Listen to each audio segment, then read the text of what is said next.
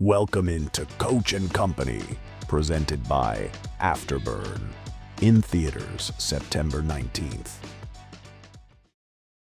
Oh, you know it's meant to be when you've got the English Premier League on the USA Network right next to you, and an Afterburn commercial comes up, and I'm like, we do it way better than they do it.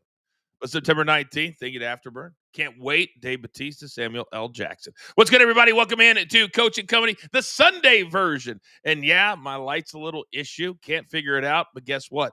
The show must go on. Now, it's week number 2 in the National Football League, and we are thinking tonight, schedule-wise, since we have such a big Super Bowl rematch, we'll be live at 7:30 p.m. Eastern Time. Normally, we don't go live on Sunday nights, but then late night, 11 p.m. Eastern, the weekday wagers will be live for a full day recap. But I will be live with a few usual suspects. Around 7:30, we will live watch the end of the game and also a small recap and look forward to Sunday Night Football. See how the numbers go? If you guys really like it, guess what? We control our stuff. Now, a lot of big matchups today. Not a ton, but there's only one 425 game today, and that, of course, is that Super Bowl rematch, the Eagles and the Chiefs. 2 games at 4:05, and then a whole bunch at 1 o'clock Eastern Time. All right, without further ado, ladies and now it's time to beat the books.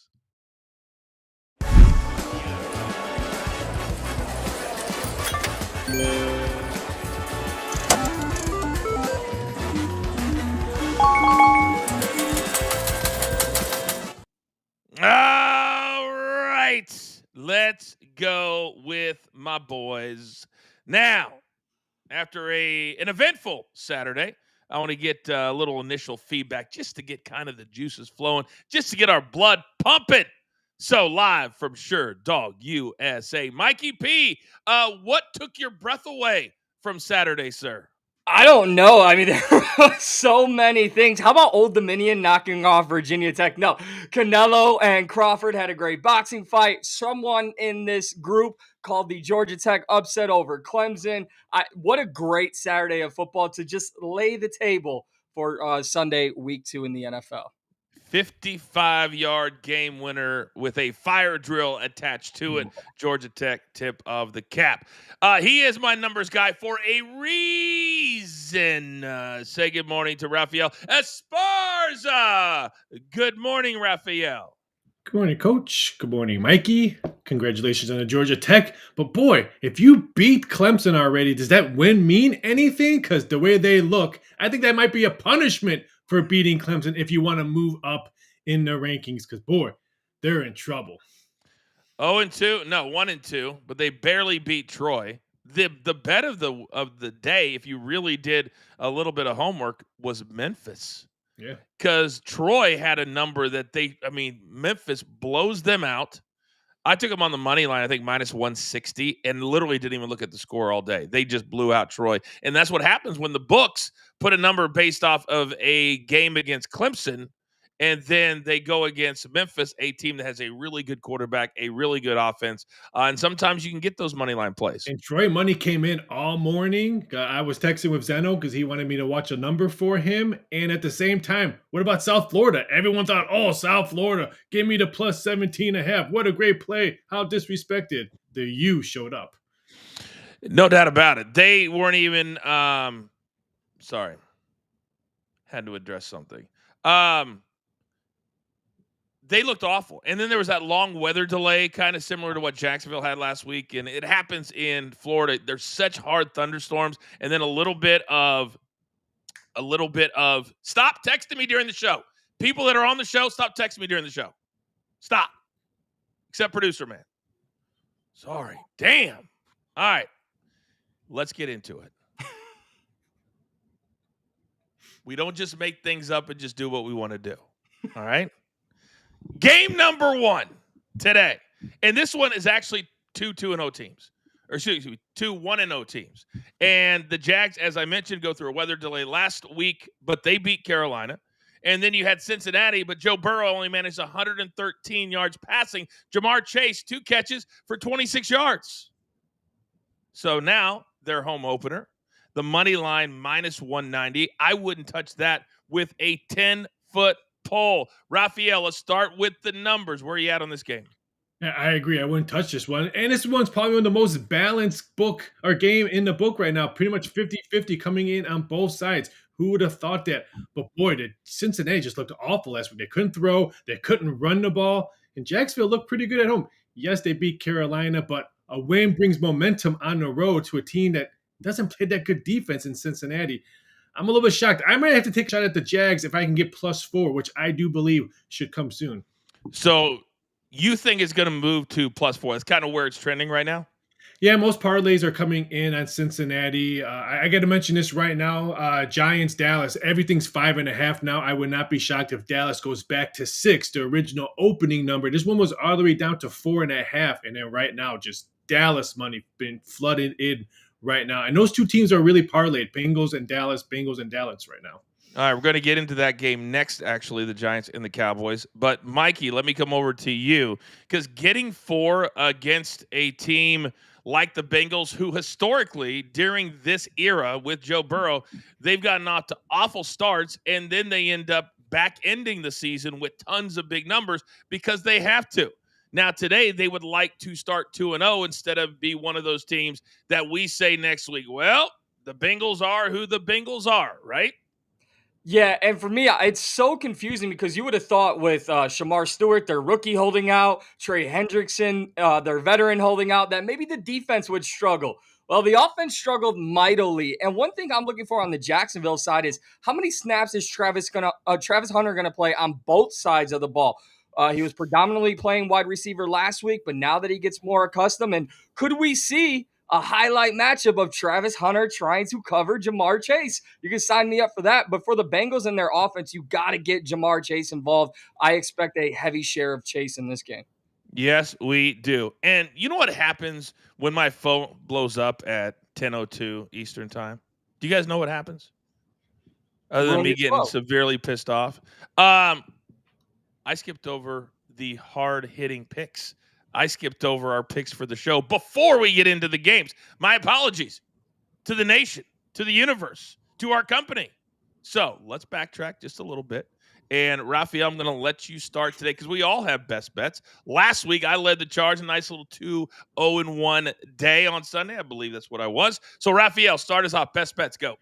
The first one we're going to go, there's 2 of us on this panel that are 50 years old, so I'm going to go to an old man. I'm going to take the Pittsburgh Steelers -3 with Aaron Rodgers behind center. Boy, did he look young last week when he blew up the offense of the Jets, just easily scoring with them. Steelers -3. Could see 3.5. As much money is coming in on Pittsburgh right now. I just think the D will be much better in Pittsburgh at home tonight against this team. I just think the Steelers easily cover this number. Wouldn't be shocked if they win by 6 points or more. And don't forget, Steelers are 11-1 against the spread after scoring 30 points in their last game. They don't do that much, so that's, I think, an interesting trend. Then I'm going to take the Ravens -11.5. Why this big number? Because what are the Ravens doing today? It's their first home game, and it's their 30th anniversary special when they stole the team from Cleveland. And who are they playing today? They are playing Cleveland. This could be a really bad game for the Browns. Browns are 0-5 against the spread in their last 5 road games. I think this one wins by 21. I like the Ravens. And then I had to take the Kansas City coaches. Give me Patrick Mahomes over 23.5 rushing yards. Super Bowl, he had 25 yards against this team. Super Bowl rematch. I think he goes with his legs, then his arm in this game. Yeah, I agree too. I think that it's going to be all hands on deck. I think it's going to be do whatever you have to do, and we'll, of course, break that game down. Now, for us, me and Mikey see eye to eye on the CD Lamb thing. Just depending on which book, we throw them both up there. They're different juices, different numbers, but whatever number you have around 79.5, 80, whatever you have, we like that both. I'll go next. Bills, Jets over 47.5. Let's keep in mind, guys, that last week the Bills gave up 40 in basically 3 quarters. They gave up 40 to Baltimore. The Jets scored 32. I think this is going to be another track meet. I think the Bills have decided that with Josh Allen being the best quarterback in the league right now, they're going to do whatever it takes. 394 yards passing, 2 touchdowns, over 250 in the fourth quarter. This man, he does what he has to do. Then I love the Cowboys today.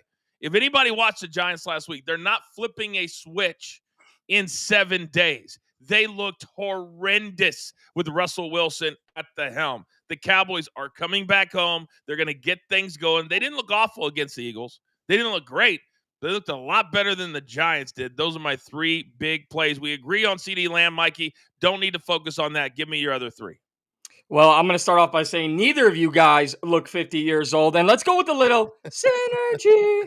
And I'm taking the Chiefs money line at a plus 102 because I like being part of this show. And then give me on Sunday Night Football, Falcons plus 3.5, minus 115. I think, listen, Younghoe Koo is off the team right now. So the Falcons should have a better shot. We saw J.J. McCarthy lead the comeback over the Bears. And it's not because I'm bitter. It's because he played one good quarter. So I like the Falcons' high-flying offense in that one. And then Christian McCaffrey. Mac Jones has got to pass to somebody. There's no George Kittle. There's no Brandon Ayuk. I don't think he can rely on Ricky Pearsall. So Christian McCaffrey, 5 or more receptions at a minus 114 for the San Francisco 49ers. 31 touches he had a week ago. 9 catches, correct? 9 catches a week ago. So he can catch this number easy, unless they put a spy on him. And that's what I worry about a little bit with the other pieces being benched or out with injury, like a Kittles, like a Purdy. We'll see. Mac Jones is going to be looking at CMC a lot later today. All right, let's get into game number 2. And Raphael, we're going back to that Cowboys game aforementioned, hosting the Giants today.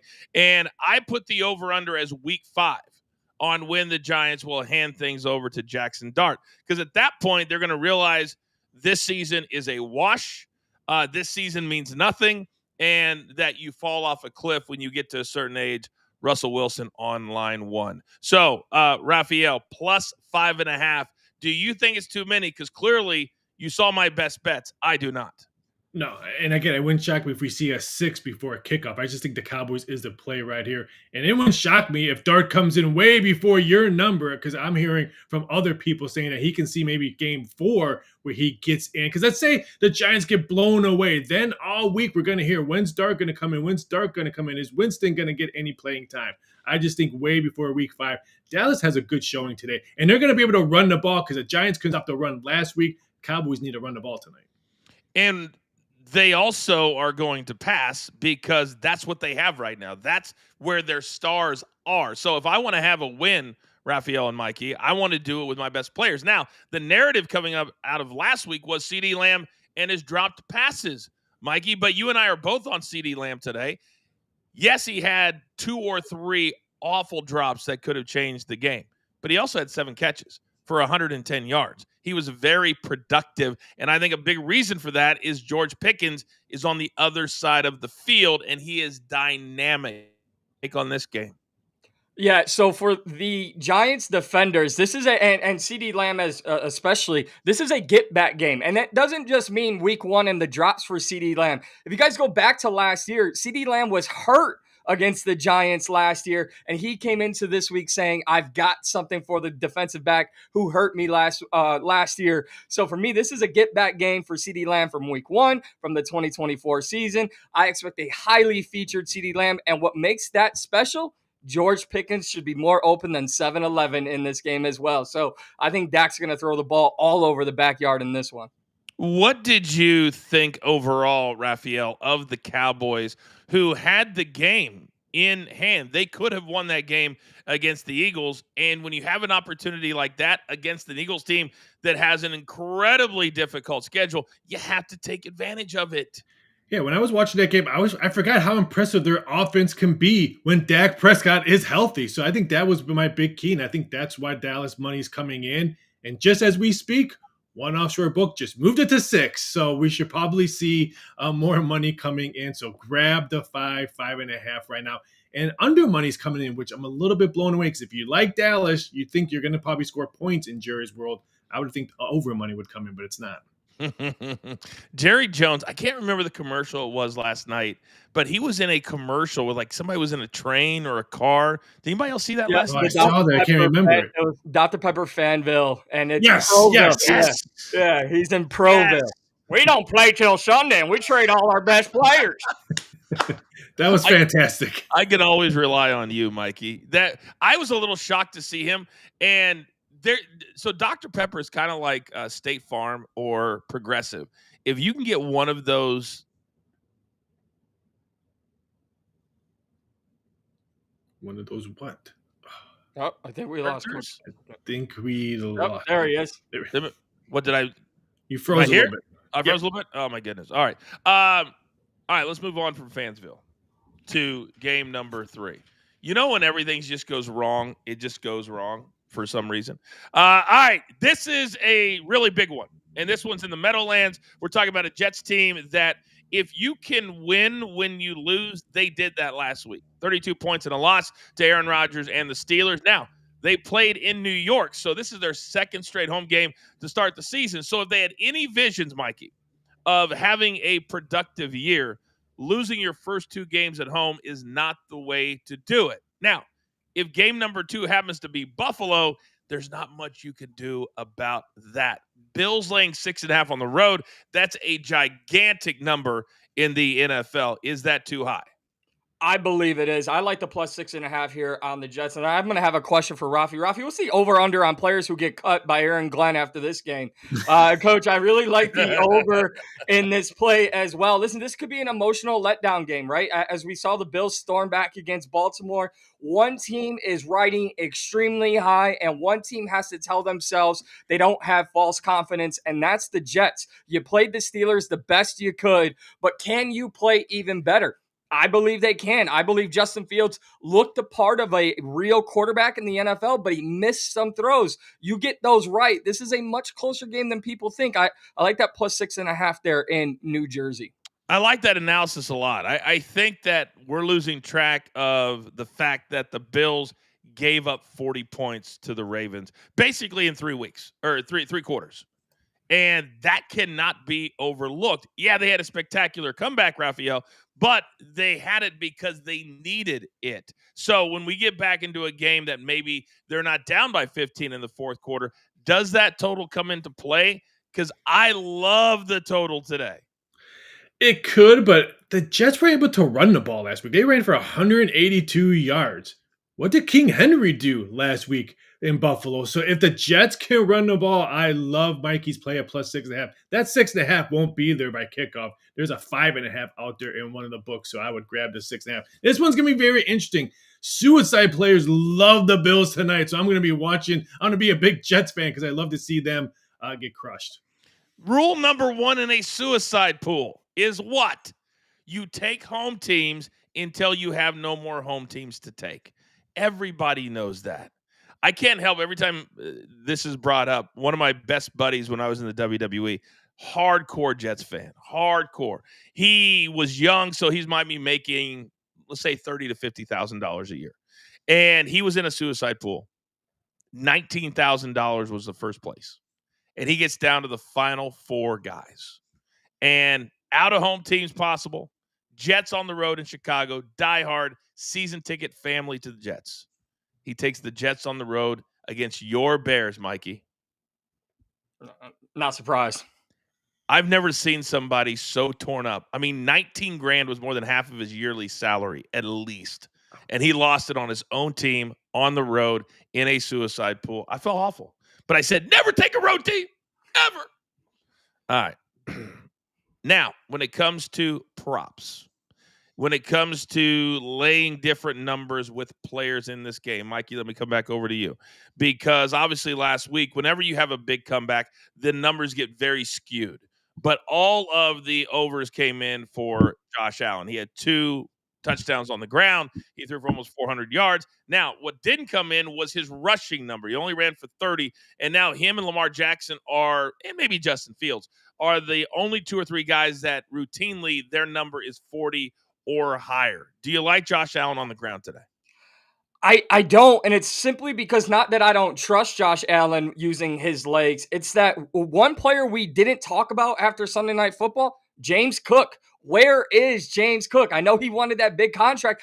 James Cook, you got paid. I believe he only had just a little over 50 rushing yards in that game. So I think there's the threat of Josh Allen's legs that should open up the run game for James Cook. I like James Cook's numbers more than I like Josh Allen because he has to show up this week. Yeah, he really. Raphael, why are you shaking your head? I'm opposite. I like Allen's rushing numbers because let's face it, the Jets were prepared for Aaron Rodgers running last week. That wasn't going to happen. I think Buffalo Bill, their run game today is going to be the reason why they win, not the passing game. All right, let's look real quick at that for a second. I got my BetMGM pulled up. 33.5. It's not that high today. 33.5. Interesting. Justin Fields is 41.5. Which one do we like more? Josh Allen. Yeah. Josh Allen. You don't trust Justin Fields? What? I don't want to go against them back-to-back weeks and then coaches texting me, I told you about Justin Fields. So I'm going to say Justin Fields. Hey, I didn't text you that. I said it live on the show. All right. Excusez-moi. Game number 4. And this is one of the 405 games. And what we're going to do is if you win and you have zeros next to your name, then I'm going to do my best to feature you. Now, this might not be the sexiest matchup, but it's a pretty good matchup. And it's in Indianapolis, the site, Raphael, of WrestlePalooza next Saturday. So last week, Daniel Jones was one of the talks of the town. He had over 250 yards passing. The Colts laid out the Miami Dolphins, and maybe all Daniel Jones needed was a change of address, a change of scenery, if you will. And today you see the numbers. They are an underdog at home against a Broncos team that beat the Titans by 8 in Denver last week. Raphael, I'll start with you. Should the Broncos be a favorite against the Colts today? Here's a Denver team that defense didn't play well last week. I think we'll see a step upwards on this one. But I got to go back to Daniel Jones. 90% of the comeback tickets written all week were on him. 40% of the MVP tickets written this week were on Daniel Jones. So you have one good game and the betting public just thinks they found a gem and they're going to punish the book. So pump the brakes a little bit on the Daniel Jones. Now, if he has a good game against the Broncos defense, then I might have to jump on that train. But I like Denver's defense tonight or today. What's the number right now on Daniel Jones, MVP? Oh, I would have to. Didn't have that up. Is. Are people just looking for a long shot play? Are they just doing what they do in wrestling, which is bet with their heart, not with their head? I mean, why would you spend a dime on Daniel Jones and the MVP? Mikey, can you, while he's looking up the number, would you ever put anything on Daniel Jones MVP? No, Coach, if I had a soundboard, I would play a crash landing because that's what we're going to get in Daniel Jones in week number 2. Listen, I think everyone says, oh, he just needed a change of scenery, or he needed to play a dumpster fire in the Miami Dolphins organization in week number 1, right? Like, the Broncos did not play up to par in week number 1, and Daniel Jones and the Colts exceeded expectations. Now, what happens in week 2 when both teams have to go back to the drawing board? I think Sean Payton's going to have this defense on fire with the reigning defensive player of the year and Pat Surtain. I just think Bo Nix, and I'm worried about Bo Nix having a sophomore slump. He made some awful throws. But what happens when you have a bad first game and a guy like Bo Nix? You have a veteran coach in Sean Payton who will work to get it right. So I would not touch Daniel Jones with a 50-foot pole, and I like the Broncos easily in this one.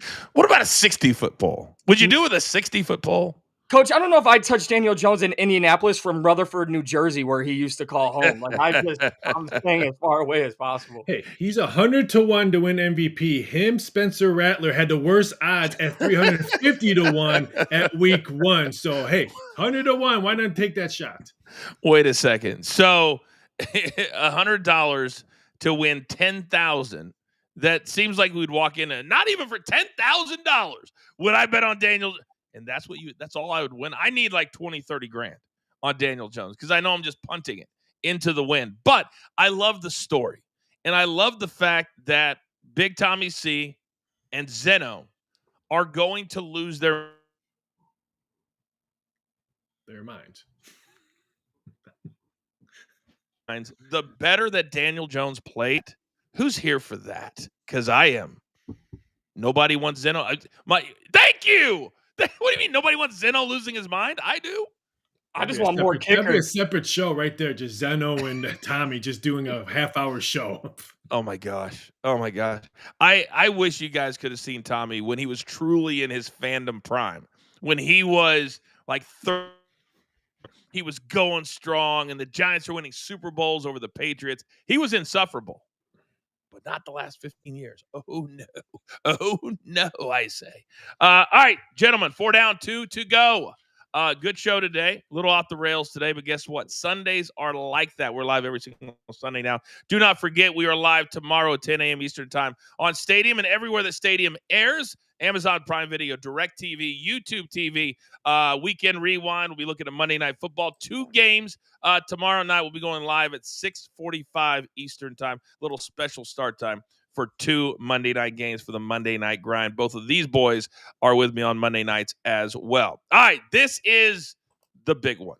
This is the one that when the NFL made the schedule, they put one game at 4:25 Eastern on week number 2. It's the Eagles to take on the Chiefs. 1-0 for Philadelphia, beating the Cowboys. The Chiefs went to Brazil, and they could not stop Justin Herbert on 3rd down. And that's where I want to start, Mikey.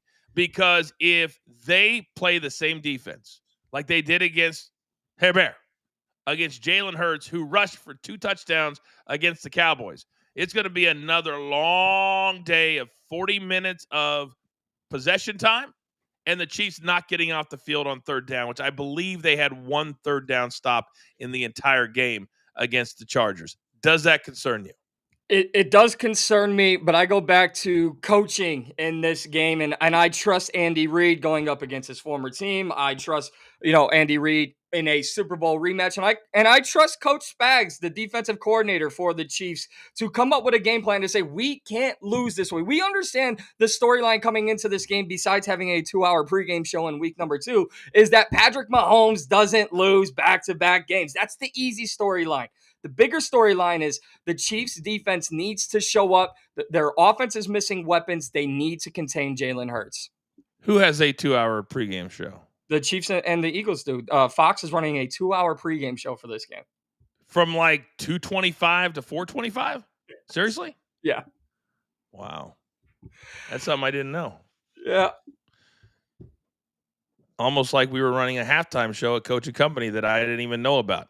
That's not happening. We're live at the end of the game, 7:30 p.m. Eastern Time. Turn on your notifications. Not happening. But what is happening today, boys, is the booth thing will be in her usual place, Raphael. She goes from Kane Brown's charity event in L.A. to her usual spot in Kansas City. She's becoming the team mom. She's becoming the, if she's not there, can we really play? Are we really at our heights? I say no. So knowing the booth thing is going to be in the building, Raphael, and knowing that Travis Kelce took all of the blame for the week 1 loss because he is the one that knocked out Xavier Worthy. Now, Worthy was on the practice field this week. I don't know what his status is or how healthy he is, but at least he had pads on and he was on the practice field. All of that being said, Chiefs, a home dog, is that correct? I do like what Mikey said about coaching, trusting coaching here, but I'm trusting roster here. And I look at the Eagles roster compared to the Chiefs roster. And if you like the Eagles, grab the one now, because books are telling me we can see this one go all the way up to the Eagles -2. If you like all those stats, Mahomes never has lost 3 straight. The Chiefs are 19-4 following a loss. If you like all those stats, then wait till to get that +2. So it's going to be very interesting to see what happens throughout the morning and afternoon. I am so glad they didn't put this game in an early 12 o'clock spot. I wish this was a 7 o'clock or 8 o'clock spot, because we could see maybe 2.5 or 3 the amount of Eagle money line money coming in, not the point spread. They're taking the Eagles on a money line, not laying a 1 or a 1.5. This is going to be very interesting to see what happens on kickoff. And before, I told you guys big money was coming in on so those $1 million bets. I just got a report. It's the money in the over of the Bears-Lions, trying to confirm how much is coming in at one, but everyone's moving it to 46.5. Even a 47 just popped up. So that's telling me high 5 figures or maybe a 6-figure bet on the over. Wow. Why do you think, Mikey P, so many people are targeting the Bears-Lions over today? I think both offenses struggled in week number 1, and there's such a rivalry storyline here where the Lions offense wants to prove they're just as dangerous and dynamic without Ben Johnson. And Ben Johnson with Caleb Williams wants to show Dan Campbell, hey, this is why I got hired to be a head coach. So I think it's two offensive teams looking to get going against one another.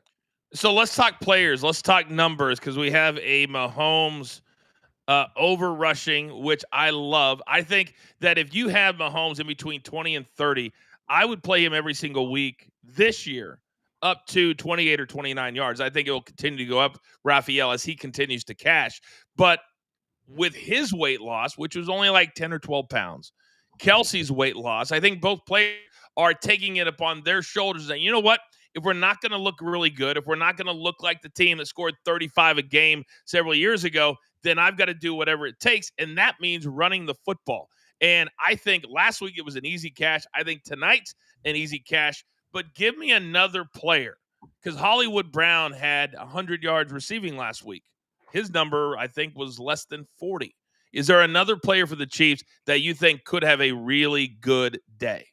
I think any position that has TE next to you, and not just Kelsey, but I think all the tight ends in this Chiefs offense are going to have big games, because they figure we do not want to get burned by the wide receivers. We don't want to get burned by the screen passes or Patrick Mahomes running. This running prop opened up at 21.5, coach. There's already a 25.5 that just popped up on that one. I just think the tight ends are going to have a big game for Kansas City, so they'll be able to move the ball. Not big passes. They want to do short passes to keep the Eagles' high-power offense off the field. All right, so let's talk about passing for a second then, since you brought up the word, because there's a guy that when he catches the ball a lot, guys, he gets a lot of attention. When he doesn't, he reads a book and still gets a lot of attention. And I'm talking about A.J. Brown. And his number is 69.5. Week 1 against the Cowboys, either they were taking him away with two defensive players on him the whole game, or they just didn't have him factored into the game plan. I don't know which one it was, but he was not a factor. Mikey, should we fade at 3 nickels that 69.5 number? I would fade it, but I would be cautious on fading it because Dallas Goedert is out for this game. So they're down a receiving weapon there. But Devonta Smith and A.J. Brown were basically non-existent in this one. So it brings into the question, are the Eagles trying to make their whole identity Jalen Hurts' legs behind Saquon Barkley?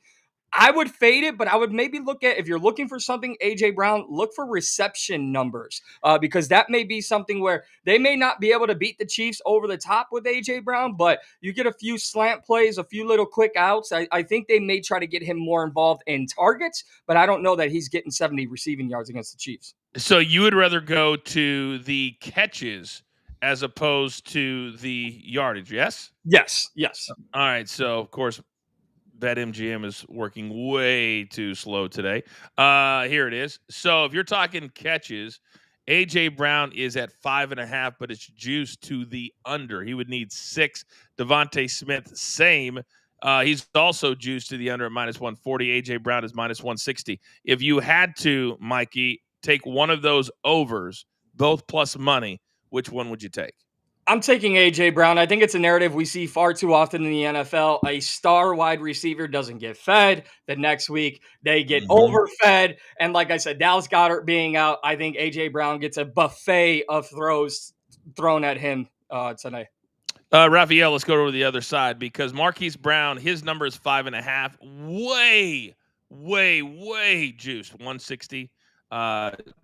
The under is plus 120. He had, I think, 9 catches, 100 yards last week. Now, Travis Kelce, I heard a lot of people say, man, he played great. He looked great. He had 2 catches for 47 yards. What did he do that I missed in that game against the Chargers? So right now, his number is at 5.5, juiced to the under. I'm just wondering if I, like a lot of other Chiefs fans or just football fans, need to realize that maybe his best days are behind him. Maybe the cliff came a little bit earlier than all of us would have liked, because last year he did not play the part, did not look the part, and through game 1, he has not looked the part regardless. What now? Is he frozen? I would say the weight. Your thoughts on Kelce? I would maybe sprinkle an over 5.5. I think he's going to have a decent or a big game just because he's at home. He was in Brazil. I mean, no one likes to go to that game and play that game. Now he's at home. His boo, his crowd is going to be. I might sprinkle that 5.5, but I really like Isaiah Pacheco's over 1.5. Let me read this number. Hard Rock Bet has 1.5 total receptions at minus 180. Move it to 2.5. Why are you going to minus 180? But if you shop around, FanDuel has it at minus 135. Screen game and tight end game are going to be very important today. I like him. BetMGM has it at minus 140, so you'd save 40 cents on it, but your point is well taken. Any other thoughts on this game, guys, before we move on? Because obviously it's a big one. We'll be on late fourth quarter around 7:30 p.m. Eastern time to recap the game, look at different bets going on in the game, and maybe a little preview of Sunday Night Football. So anything that you guys want to get off your chest right now on this game? Yeah, I think the easy conversation is Travis Kelce. Coach, I think the way the Eagles try to beat you, I'm going to go back to last night, right, is a boxing match. They kind of try to back you on the ropes and then, body shot, and then come over the top with a Saquon Barkley. I would want the Chiefs to do that same thing. So as much as we talk about Mahomes, Kelce, and Pacheco, Kareem Hunt, his number's at 25 rushing yards. That's a guy, when it's third down, 3rd and 5, 3rd and 6. If Andy Reid really wants to keep that offense on the field, I think we could see a little bit more of Kareem Hunt in this game, especially with no Xavier Worthy. So I like Kareem Hunt at 25 rushing yards. So maybe a little more of a conservative game plan, perhaps. That could be something, because Andy Reid is not going to do the same exact thing that he's always done. He's always trying to change it up, especially against his old squad. And my God, do I hate it. It's not personal. It's not personal. But the Eagles head coach, what the hell is his name? Help me out here. Nick Sirianni. Thank you, Nick Sirianni. Oh, my God. I have it like emblazoned in my brain of them beating the Chiefs at Arrowhead and walking up the tunnel screaming at the Chiefs fans above, and just like, so low class. But if I'm being honest, it's probably because they just beat our asses too. That doesn't help any when you're talking trash on the way out of my stadium. All right, last game. And we'll get the hell out of here. We just like to go around 45 minutes on a Sunday morning because we understand you guys have lives. You have other things that you like to do. So this is Sunday Night Football, Falcons and the Vikings. We'll get into a little bit more tonight. We'll throw a little bonus at you for the 7:30 show. But this is a Falcons team that last week, Mikey, the gods were handing them a chance. Tampa Bay, touchdown, 59 seconds to go. They missed the extra point. So they're only up by 3. The Falcons, Michael Penix, right down the field. But Michael could not even kick the ball straight. It went sideways with side bend on it. So now 0-1, they've got to go to a Minnesota team that is flying high. J.J. McCarthy, second half double-digit comeback against your boys. So this is a worst-case scenario. If I'm the Atlanta Falcons, you're getting a Vikings team that won, but they won in a really confidence-boosting way. Mikey, your thoughts? Yes, but the Vikings did play very good football for just one quarter. And there's going to be different pressure on J.J. McCarthy. Yeah, it's tough to go on the road in week number 1, your first ever career start in the NFL. But to go home against a team that's hungry now. And I don't know how much Atlanta Falcons team wants to trust somebody with the last name Romo, but that's what the Falcons are doing with their new kicker and John Parker Romo. So I still like the Falcons passing offense more than I like a lot of passing offenses coming out of week number 1 in the NFL. Michael Penix looked good. And another thing I don't think we're talking about is Baker Mayfield look like the Baker Mayfield we saw at the end of Cleveland, a little bit in Carolina, right? The Falcons defense made life hard on him early in that game. Raheem Morris is not Ben Johnson. He should have a lot dialed up for J.J. McCarthy. So I really like the Falcons on this one. It's interesting because the classic Triple H response came to my head when you just said that. But did you like the show? Did you enjoy the show? Because the way they won was drama. The way that Tampa Bay got it done, that was drama. That's what we want. But the other 58 minutes or 59 minutes, not so much. Producer man, can we switch to the Falcons-Vikings game, please? Unless it's frozen, and that would be on point for today's show with my Wi-Fi. I like to take a lot of positives out of what Atlanta did last week. And I think, Raphael, that Michael Penix is a quarterback that when you watch him play, they have their franchise quarterback. This is a guy that I can get behind. He's cool. He is calm. He throws a great ball. And when you can have a 59-second drive where it didn't feel like they were ever rushed, that's a quarterback that I want to lean into. What do you see with Michael Penix? That the bettors believe in that. What you just said, that's what the number is pretty much. All the 3.5s are pretty much gone except at DraftKings. So all Atlanta money coming in today. I like we're going to see a high-scoring game. It was 45. Now it's pretty much 44. We have two young quarterbacks that want to prove themselves, and proving themselves means putting points on the board. I kind of think we're going to see a high-scoring game tonight. I think both quarterbacks have good games, so look for a high-scoring event. I think Penix and J.J. McCarthy could be maybe the futures of the NFL young guys. Wouldn't that be great? Wouldn't that be great if we had a really fun all right, we're back. There we go. Game tonight. I really thought the way J.J. McCarthy, Mikey, came back in that fourth quarter, it told me a lot. Because a lot of times we have a tendency, fans I'm talking about, to think that they know. Well, why would you do this when you got that? Why would you do that when you have this? And the Vikings never wavered in the offseason going with J.J. McCarthy. There was never, well, Sam Darnold had a good first 15 weeks, so we're going to keep him, and J.J. will sit for another year like Jordan Love did. There was no wavering, and I think people saw in the fourth quarter especially why the Vikings are so high on this kid. Would you agree with that? Yeah, and props to J.J. McCarthy, because I know there were some videos released by the Vikings where he kind of rallied the troops, so to speak, and just said, let's go. Like he never lost confidence in himself. You know, Kevin O'Connell's not a head coach who's going to lose confidence in his quarterback unless it's under Sam Darnold, who played great, by the way, in Seattle. No, he didn't. So J.J. McCarthy, props to him, because the kid never gave up on his team. And I called it going into that game that it wasn't going to be Aaron Jones in the backfield making a difference. It was going to be Jordan Mason. Kind of funny how once the running game got going, J.J. McCarthy really started finding his rhythm. So, no, props to him. Coach, I do want to throw this out, though, because we're talking about quarterbacks and receiving and all that. Bijan Robinson for the Falcons had 100 receiving yards last week. His number's at 25. You can get plus money at 40 receiving yards. Give me that, because Michael Penix on a little. I think people are sleeping on the fact that Bijan Robinson may be the new Christian McCaffrey. And I don't want to ruffle any feathers. But he's younger. He's more explosive. He's very dynamic. I love that number for Bijan Robinson. All I heard is Howard Finkel going, and the new. Oh, man, Bijan Robinson. I'm telling you what, we have put that video in our files to play whenever we have nothing else to play, of the fantasy football guy that took Brian Robinson instead of Bijan Robinson as the number one pick in that particular fantasy football league draft, which is one of the funniest things I've ever seen.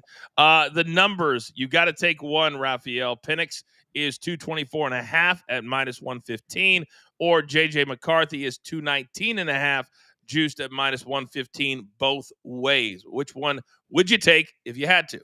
I'm taking both, but I like JJ's probably better. It's a lower number. I also like his rushing yards, 16.5. Baker ran for 35 yards last week. I think JJ can do the same. So now you're telling me I'm getting 16.5. Again, I think both quarterbacks have big games. So I would take both overs. I'm looking at the numbers right now, and it's hard to believe, Mikey, but you're right. At BetMGM, 24.5. minus 125 for Bijan Robinson. Justin Jefferson, however, at the top is 73.5. I'm very, very hesitant when it comes to this team, because I feel like Kevin O'Connell is going to do whatever he has to do to win. And that doesn't mean airing it out. It doesn't mean running it all the time. Whatever it means to win, which scares me if I'm playing an over receiving number, because if they figure out they can run against his football team, that's what he's going to do all night long. Does that number scare you for JJ? It absolutely scares me, and I don't want to come into these Sunday morning shows giving this play out, but Justin Jefferson may be a better anytime touchdown scorer play than he is in his receiving yards, which I know sounds crazy, but we saw it on Monday Night Football. When you got to have it, Who's he going to look for? He's going to look for Justin Jefferson. So, yeah, Kevin O'Connell is one of the best in-game adjustment coaches we have in the NFL. If the run game is working, that's great. But as I just said 5 minutes ago, he opens the pass game with a good rushing attack. So I like Justin Jefferson as an anytime touchdown scorer more than those 80 receiving yards. Okay.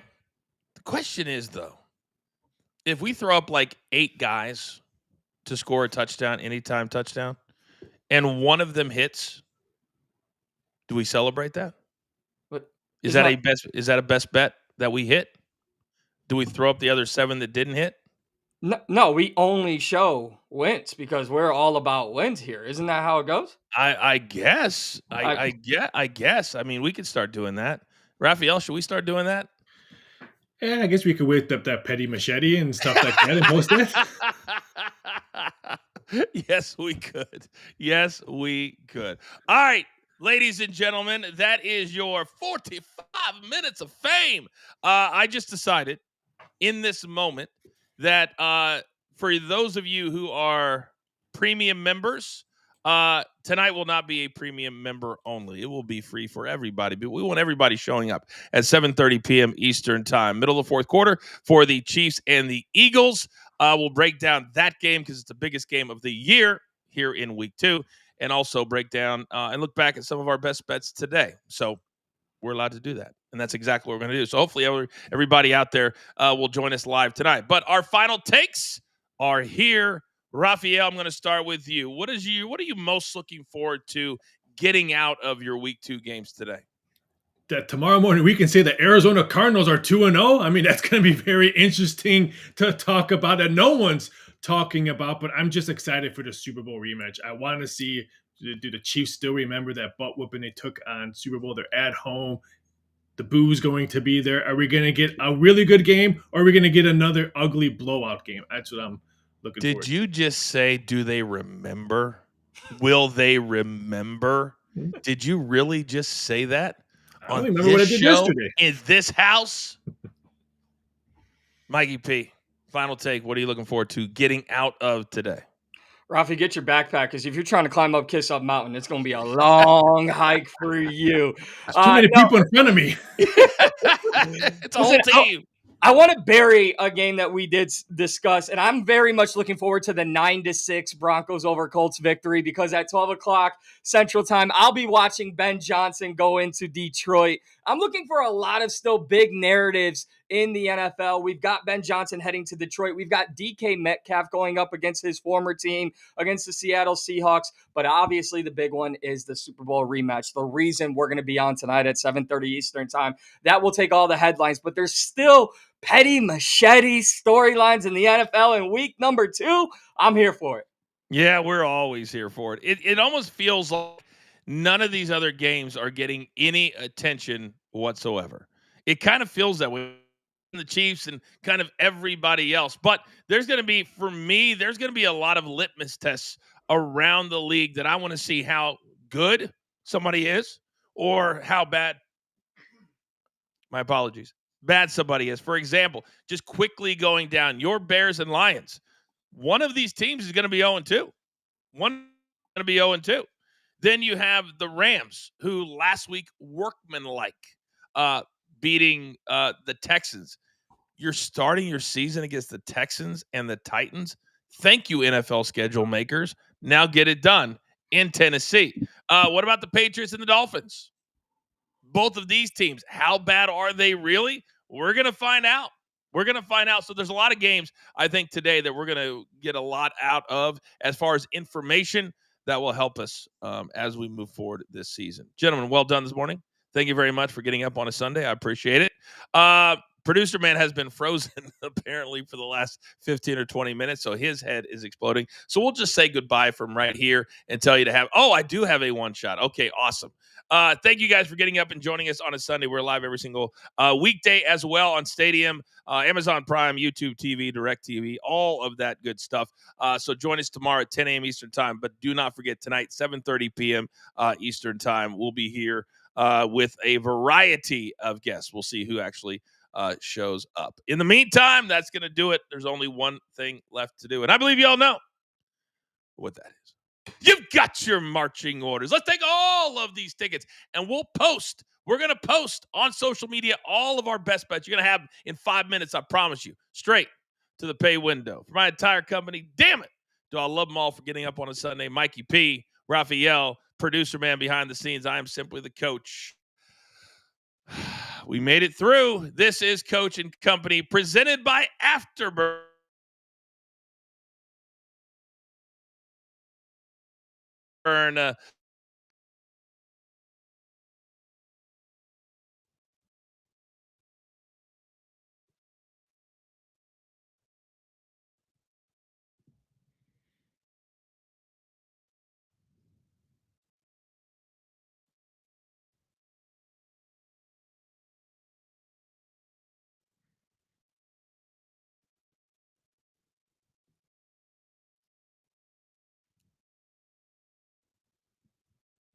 I think we are still live, so don't say anything.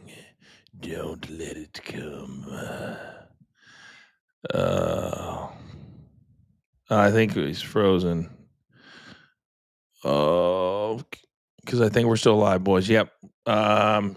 Mikey, because I don't think I have access. Kimberly, we're still live. Hello to everybody.